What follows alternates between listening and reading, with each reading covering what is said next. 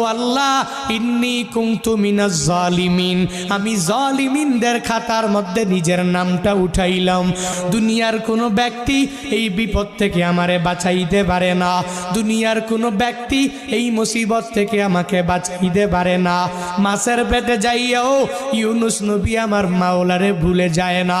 ইউনুস নবী যখন আল্লাহকে জানাইয়া দেয়, আল্লাহ লা ইলাহা ইল্লা আনতা, ও দয়ার মালিক তুমি ছাড়া কোনো ইলা নাই, তুমি ছাড়া কোনো মাবুদ নাই, তুমি ছাড়া কোনো মাশুক নাই, তুমি ছাড়া ইবাদত পাওয়ার যোগ্য দুনিয়াতে কেউ নাই।